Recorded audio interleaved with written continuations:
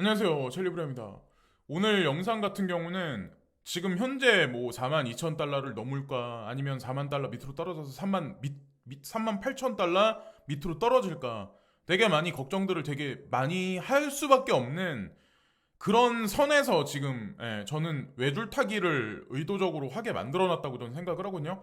그래서 지금 이런 시장에서는 우리가 과연 스탠스를 어떻게 취해야 될까, 그리고 가상자산 시장에 어떤 마음가짐으로 임해야 될까에 관해서 제가 좀 시간 할애를 내서 오늘은 좀 준비를 해봤는데, 중국 블록체인 주식은 암호화폐 시장에서 손실이 적다. 자, 하루가 딱 지나니까 또 이런 뉴스가 또 나와. 어저께까지 위기 의식을 엄청나게 많이 조장을 많이 했죠. 근데 하루가 딱 지나니까 딱 그런 식으로 얘기가 나와요. 근데 사실상 중국 관련해 한 어떤 그 퍼드 뉴스는 2017년부터 상당히 많이 나왔어요. 누군가 저한테 이제 댓글을 다셨는데, 중국 관련한 코인들 다 망하는 거 아니냐, 중국에서 밴 시키는데, 제가 그래서 그분한테 뭐라고 말씀드렸냐면, 제가 이제 코인 투자하면서 중국 관련한 악재는 지난 5년 동안 수도 없이 많이 나왔다. 그렇게 말씀드렸어요. 그래서 구글링 조금만 해보셔도 비슷한 뉴스가 아마 몇백 개는 쏟아질 거다라고 말씀을 드렸어요. 그래서 직접 찾아보셨는지는 모르겠어요. 그래서 계속 반복되는 뉴스죠. 똑같은 얘기를 계속 반복하는 거야. 자, 근데 2017년에 암호화폐 거래 및 토큰 발행을 금지하여 공개적으로 거래된다. 블록체인 회사의 성격을 크게 좁혔다. 그래서 이때부터 밴 시킨다는 얘기가 있지만, 사실상 겉에서 표방하는 거랑 속내랑 틀리다는 거죠. 중국에서. 그리고 USFED, 그러니까 연방준비은행, OCC, 금융감독청 및 FDLC, 암호화 규정을 위한 기관 간 팀 구성했다. 미국 금융규제당국은 단편화된 암호화폐 규정을 해결하기 위해서 기관 간 정책 스프린트 팀을 구성하는 것을 고려를 하고 있습니다. 전 세계가 마찬가지로 가상자산 시장에 관해서 규제를 내리고 제도화하기 위해서 스텝 바이 스텝으로 나아가고 있는 전 단계라고 봅니다. 그래서 그 직전이기 때문에 사실상 시장을 갖고 지금 장난을 친다고 저는 생각을 해요. 여기서 이제 손절하고 나가신 많은 개인 투자자들이 피해를 많이 보신 거고, 뭐 홀딩을 안 하셔가지고 이제 피해를 보신 건 뭐 그건 뭐 어떻게 하겠어요. 그렇다고 뭐 연준화되고 따져봐야, 저 앨런 머스크한테 따져봐야 다 소용없다는 거죠. 파월 연준 의장, CBDC는 보조적인 역할, 현금 대체 불가. 이게 오늘 영상의 핵심 키워드예요. 우리가 왜 가상자산 시장에 투자를 하는지. 토큰포스에 이 뉴스가 났는데, 파월 연준 의장, CBDC는 보조적인 역할이다. 현금 대체 불가하다. 이 뉴스 딱 헤드라인만 딱 보면 가상자산 필요 없어. 그리고 CBDC도 나와봐야 그냥 보조적인 역할이야. 뭐 무의미해. 존재 값어치 자체가. 근데 연준 일개, 어떻게 보면 전 세계 중앙은행 중에 가장 큰 기축통화국의 의장이 직접적으로 이런 발언을 했다는 얘기는 달러의 수명이 얼마 안 남았다는 거를 공개적으로 전 세계에 공표한 거나 다름없는 거예요. 예전 같으면 이거 말도 안 되는 얘기예요. CBDC는 보조적인 역할이다. 기축통화의 보조적인 역할이다. 라는 얘기를 해요. 왜 이런 얘기가 지금 나올까요? 제가 누차 말씀드리지만, 지금 달러 명목화폐의 그 어떤 통화 시스템은 금리를 급격하게 올리기도 급격하게 여기서 내리기도 힘든 와중이에요. 그렇기 때문에 이 보조적인 완충 역할을 할 수 있는 이 통화 시스템을 새롭게 옆에다 붙인다라고 저는 이제 생각을 하거든요. 이게 베이스예요. 제가 코인 시장에 투자하는 거는 이게 베이스예요. 자, 그럼 이 CBDC가 과연 어떤 역할을 할까요? 그 연준 의장은 딱 이렇게 단적으로 딱 얘기를 해. 현금 달러화를 대체할 수는 없다고 강조했다. 이건 당연한 거죠. 캐시리스 소사이어티도 급작스럽게 내일부터 지폐 전면 다 사라져 라고 얘기는 안 하죠. 그러나 서서히 시중에 유통되는 고액권하고 시중에 유통되는 물리적인 지폐와 동전들은 서서히 사라져요. 그러면서 서서히 이제 CBDC가 나오기 시작을 하는 거죠. 그래서 아마 이런 말씀을 하신 것 같아요. 시그널을 사실 대중들한테 준 거예요. 가상자산에 투자를 해라. 미 연준은 CBDC 발행 표준과 관련해 중요한 역할을 할 것이라고 덧붙였다. 예. 그러니까 말장난하는 거예요. CBDC는 보조적인 역할이라고 얘기를 했는데, 막판에는 또 미 연준은 CBDC 발행 표준과 관련해 중요한 역할을 할 것이다. 중요한 역할을 또 한대요. CBDC에 관해서. 그러니까 중요하게 생각을 하는 거죠. 시간의 경과로 여기 보세요. 보조라는 단어가 있어요. 이게 아마 영어 문장에선 뭐 다른 단어가 있겠지만 보조에서 현금 대체로 분명히 바뀔 거예요. 자, 5년 안에 중요한 거는. 그리고 CBDC를 통해서 가상자산 시장의 유동성을 공급할 확률이 상당히 높다라고 생각을 합니다. 가상자산 시장이 탄생돼서 가상자산들이 하나 둘씩 증권 플랫폼에 하나 둘씩 이제 들어가기 시작을 하면 분명히 이것을 통해서 저는 또 다른 이제 양적 완화가 CBDC를 통해서 이제 진행될 거라고 저는 생각을 하거든요. 왜냐면 3차 산업 혁명에서 머물러 있었던 많은 어떤 그 에너지하고 관련됐던 사람들, 산업들, 그리고 물리적인 산업들이 점진적으로 다 많이 축소되면서 가상자산 시장이 아마 세수 창출하기 위한 하나의 창구가 되지 않을까 저는 생각을 합니다. 파월 연준 의장, 암호화폐 스테이블 코인, 금융 시스템의 잠재적인 리스크. 여긴 또 딱 헤드라인만 보면 긴가민가하게 또 이분이 또 말씀을 하세요. 그냥 긴가민가하게. 그런 상황에서 뭘 믿고 투자를 할 수 있을까요? 그냥 표면적인 뉴스만 보면. 사람들은 그러니까 내가 코인에 투자를 했는데 막 올라가면 확신을 갖고 막 환희를 나는데 여기서 내가 투자한 원금에서 까지면 확신을 못 갖는다는 거죠. 그리고 손절하고 나가. 네. 근데 지금 그럴 단계가 전혀 아니라니까요. 현재까지 모든 외부적인 요인을 고려해서 암호화폐의 변동성은 그들이 스스로 하나의 결제 수단이 되는 것을 막고 있다. 하나의 결제 수단? 저는 가상자산에 그러니까 투자를 하는 게 이게 페이먼트화해서 이걸 크립토 커런시라고 생각해서 하는 게 아니라 자산이라고 생각해서 저는 투자를 하는 거예요. 그리고 자산이기 때문에 거기다가 세금을 매길 수가 있는 거지. 근데 어쨌든 이 기사는 저는 뭐 해외 어디서 나왔겠지만 어쨌든 이것도 장난을 친다 저는 생각하거든요. 그러니까 이런 뉴스가 긴가민가하거나 애매모호한 뉴스가 되게 많아요. 이거를 필터링을 80% 이상 해내서 엑기스만 쫙 빼낸 다음에 그 다음에 투자에 확신을 가지셔야 될 거라고 생각을 해요. 이 중국 관련한 이 뉴스가 또 하나 나왔어. 악재 뉴스가. 자, 중국 비트코인 채굴까지 틀어막나 집중 단속. 중국 비트코인 채굴 업체 본격 단속 개시. 또 폭락하나. 연합뉴스, 동아일보, MBC 뉴스. 중국 비트코인 거래 금지는 물론 채굴까지 금지 추진. 제가 예전에도 말씀드렸다시피 보통 3월에 전인대하고 양해가 개최가 돼요. 이 두 개가 개최가 돼요. 이러면서 국가 기관 산업을 국가에서 포커스를 맞춰서 어떤 산업을 키워 나갈지 보통 발표를 해요. 자, 이때 이미 블록체인 산업에 관해서 시진핑 주석이 강력하게 발언을 했어요. 이거 키워야 된다. 그러면 이 뉴스를 과연 우리가 지금 현재 상황에서 어떻게 봐야 될까요? 그리고 CBDC 만약에 중국에서 지금 CBDC 유통을 하는데 알리페이하고 위챗페이를 통해서 CBDC 유통 경로이고 그거를 또 파일럿 테스트 중인데 페이먼트 관련해서 크립토커런시를 밴시킨다? 과연 어떤 게 진실일까요? 어떤 게 진실일까요? 자, 그거는 뭐 알아서들 판단하시고 저는 이제 진실을 가려드리기 위해서 방송 내용을 이제 만들어 드리는 거고 조금 더 편안하게 투자하실 수 있는 마인드를 드리기 위해서 저 이제 하는 거예요. 자, 그리고 비트메인이라는 회사가 있어요. 이게 중국 최대의 채굴 생산 업체예요.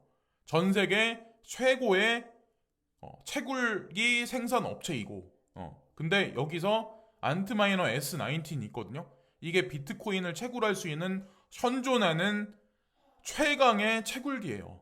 고액이기도 하고 채굴자는 누구나가 다 이 채굴기를 다 확보를 하려고 해요. 근데 아이러니한 건 뭔지 아세요?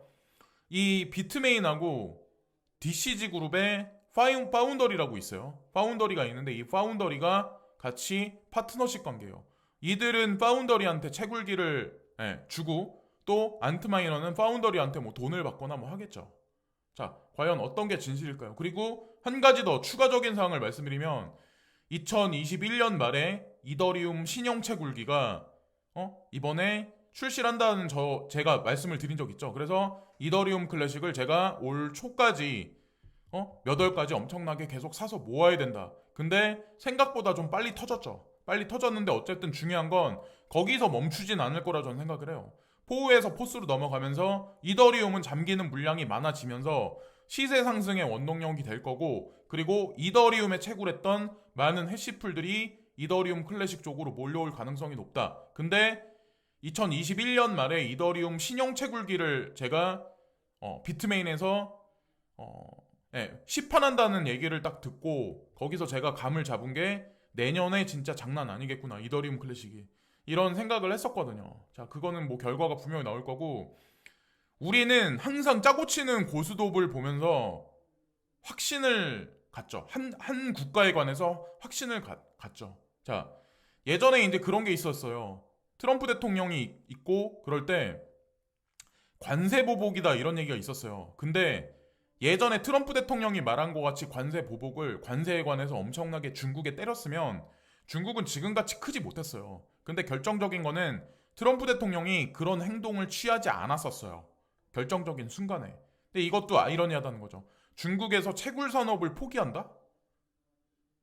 채굴을 금지한다? 채굴기 만드는 거에 관해서 포기를 한다? 어떻게 생각하시나요?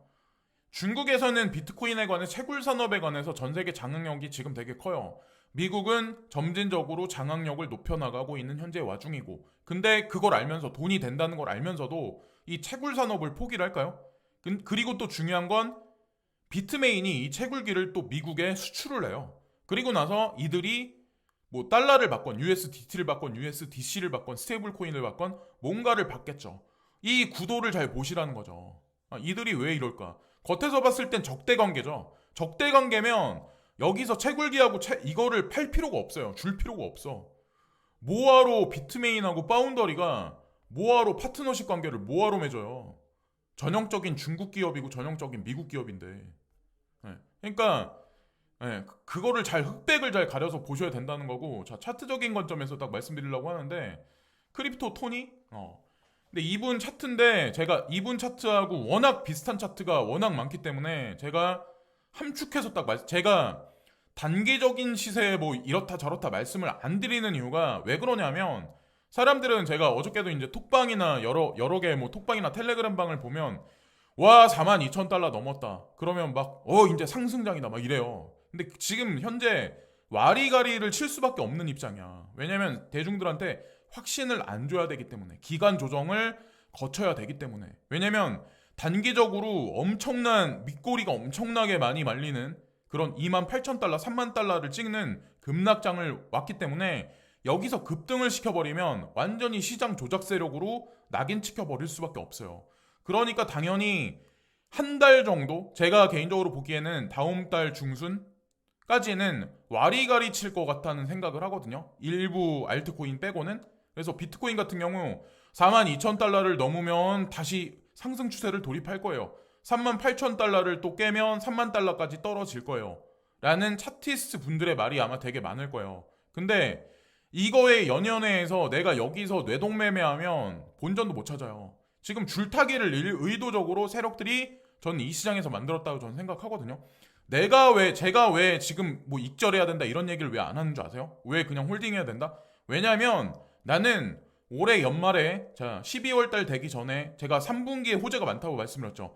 그러면 3분기에서 아무리 늦어도 4분기 초까지는 익절을 어느 정도 해야 된다라고 제가 생각을 하는데, 거기에 딱 맞는 차트가 여기 나온 거예요. 근데 이거는 크립토 토니뿐만 아니라 다른 사람들도 이 차트를 그려서 낸 적이 되게 많았었어요. 공통된 게 있을 때 그게 맞는다는 얘기예요. 그리고 세금이 들어가기 바로 직전이죠. 거의. 직전이란 얘기는 내년서부터 순이익의 20% 정도 걷는다는 얘기는 사람들이 일시적으로는 많이 빠져나올 가능성이 전 높다라고 생각해요. 단기적으로. 그렇기 때문에 내년에 어느 시점까지는 거하게, 만약에 올해 연말까지 상승하면 어느 시점까지는 쭉 떨어질 가능성이 전 높다라고 생각을 합니다.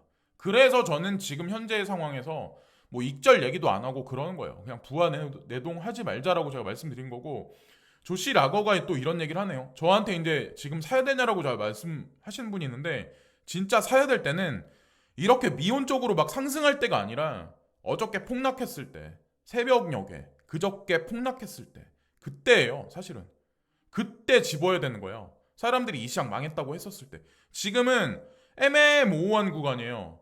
자, 조씨라고 똑같은 얘기야. 조씨라고도 마찬가지로 다시 37,500달러, 38,000달러까지 떨어질 가능성이 높다. 그러니까 당연히 박스권에서 기관 조정을 하는데 제가 여기다 대고 뭘 사고 팔라고 제가 말씀을 드릴까요? 그냥 내가 가지고 있는 물량이라도 그냥 잘 홀딩하고 계시라고 저는 이제 말씀드리는 거예요. 그리고 불안하다, 또 폭락이 올 것 같다 생각하시면 본인 뜻대로 그냥 하시면 돼요. 그냥 익절하고 그냥 밑에서 기다리시던지.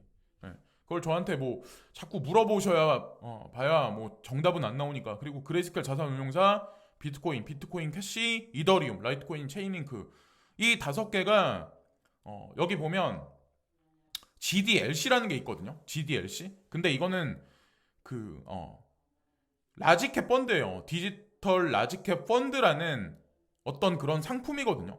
그레이스켈 자산운용사에 수많은 이제 가상자산들이 트러스트 상품에 등재돼 있어요. 그 중에서도 시총 상위에 있는 거를 골라서 하나의 트러스트 상품을 만든 거예요. 근데 여기다 대고 저한테 일본 어떤 거래소에서 비트코인 캐시가 뭐 상장 폐지됐다. 근데 불안하다. 어떤 걸 기준으로 잡아야 될까요?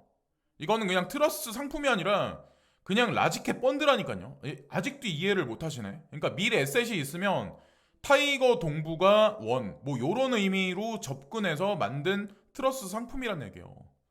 네. 그러니까 시세가 까지면 대중들은 패닉하고 그럴 수밖에 없는데 그거는 뭐 제가 뭐라고 말씀드릴까요? 네.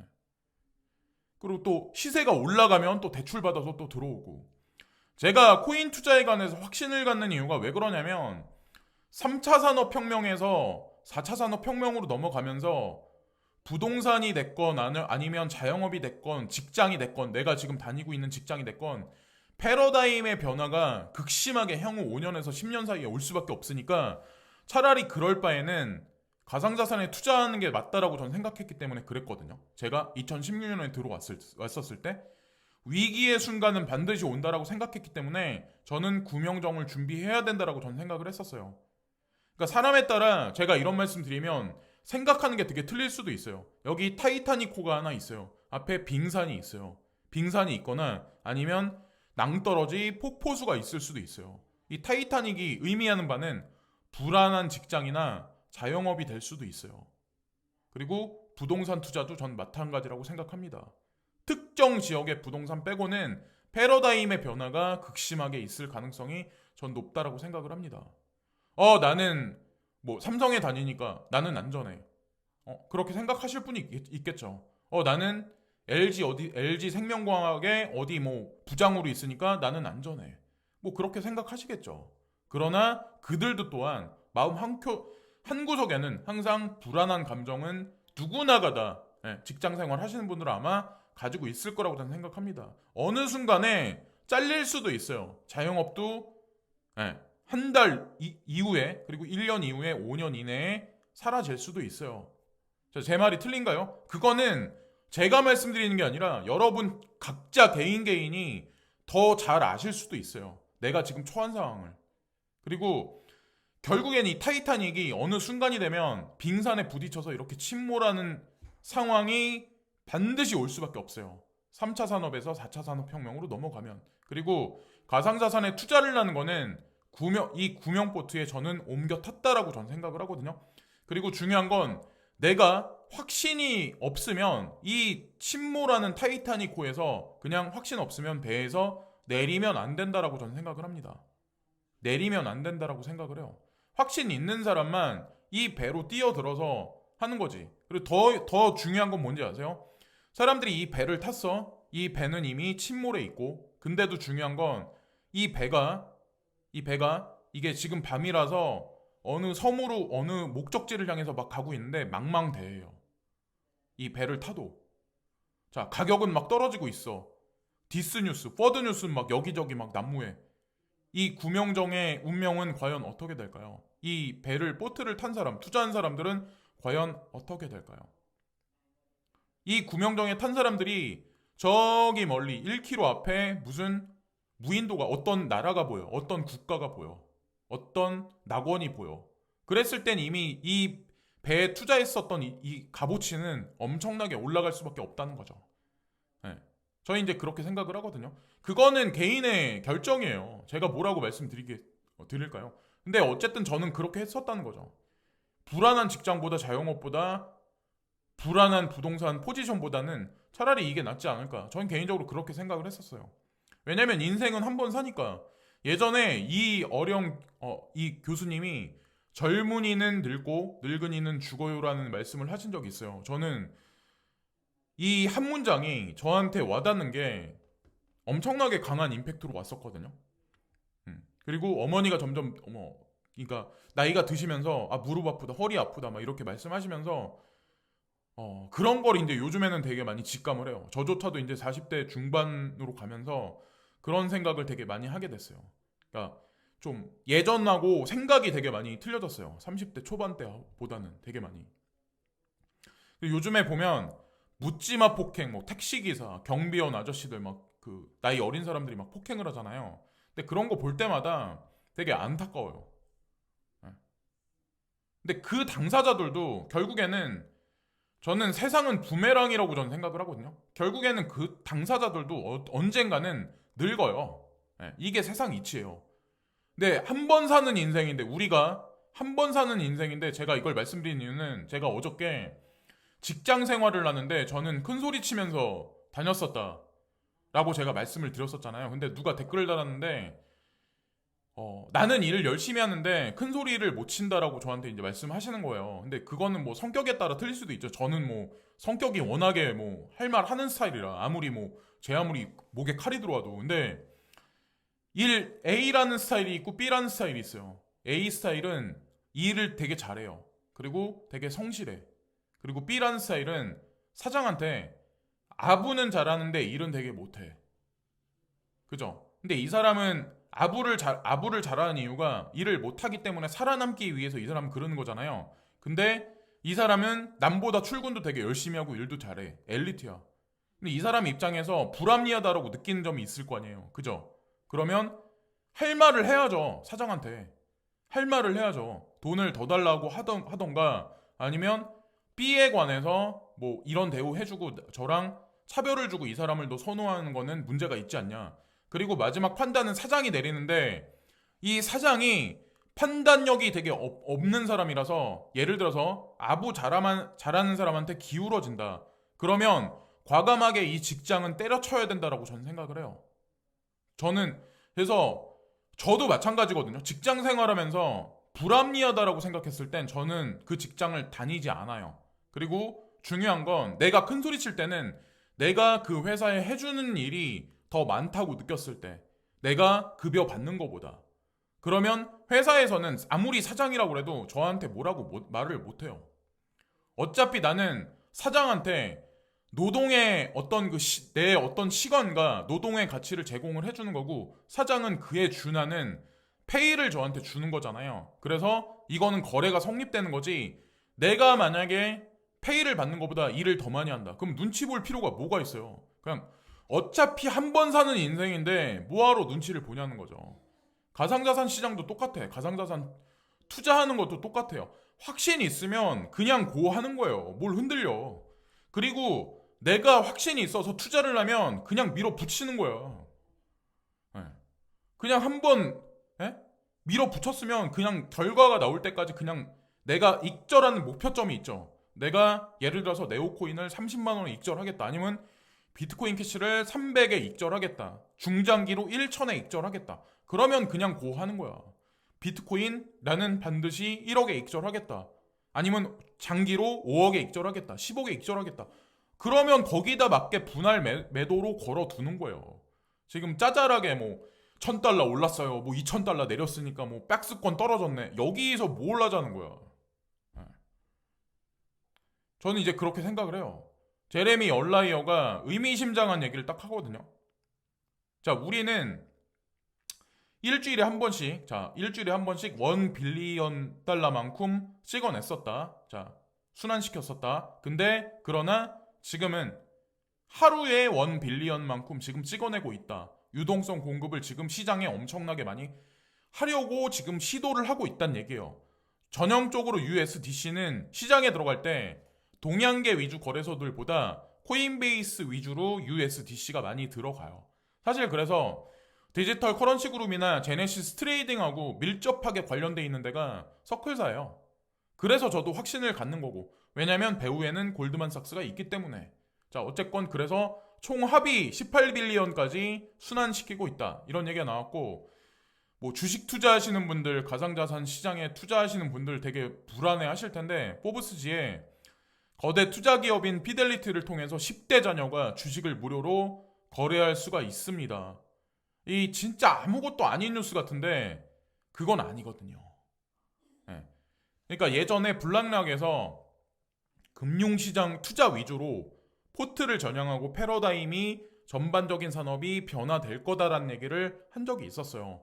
보고서를 올 초에 냈는데, 저는 지금 흔들리는 시장이지만 그거대로 갈 거라고 저는 생각을 하거든요. 근데 피델리티도 똑같이 그렇게 얘기를 하네요. 10대 자녀가 주식을 무료로 거래할 수가 있다. 사람들을 많이 하다못해 티네이저까지, 자, 어린 친구들까지 이 시장으로 끌어모으기 시작을 한다는 얘기예요. 자, 그리고 마지막에 포브스 크립토에 재무부는 기업이 $10,000 이상의 암호화폐를 이체를 보고하기를 원합니다 라고, 이 재무부 장관이죠, 지금 현재는 자넷 옐런 재무부 장관, 그리고 프랭클린 연구소 출신이죠, 이분도. 자, 잠깐 쉬고 계실 때 프랭클린 연구소 가셨다 오셨죠. DCG에 계신 그분 있죠. 제가 그분 이름을 글렌 허친스, 이분이 만든 연구소에서도 계셨던 분이에요. 그럼 이분이 과연 재무부에서 일을 할 때, 장관으로서 일을 할 때 과연 어떻게 일을 행할까요? 자, 가상자산 시장에 관해서 $10,000 이상의 암호화폐를 이체를 보고하기를 원합니다. 이게 규제가 돼서 안 좋은 것 같지만 사실 그건 아니에요. 제도권 수용하기 위해서 적극적으로 인프라를 타진하겠다는 얘기예요. 오가는 어떤 그런 순환 구조에 관해서 깊숙이 들여다보겠다는 얘기고, 저 이제 그렇게 해석을 하거든요. 그래서 오늘 영상에서 여러분들이 가져가실 게 있는지는 모르겠어요. 뭐 저 나름대로는 생각을 해서 조금이라도 도움 되실 만한 거를 말씀드렸다고 생각을 하는데, 어쨌거나 지금까지 시청해주신 모든 분들께 진심으로 감사를 드리고요. 구독과 좋아요 부탁드리면서 오늘 방송도 마치겠습니다. 오늘도 모두 다 행복한 하루 되시고요. 항상 진심으로 여러분들께 감사드립니다. 악플이 됐든 아니면 긍정 댓글이 됐든 달아주시는 모든 분들께 항상 진심으로 감사드려요. 감사합니다.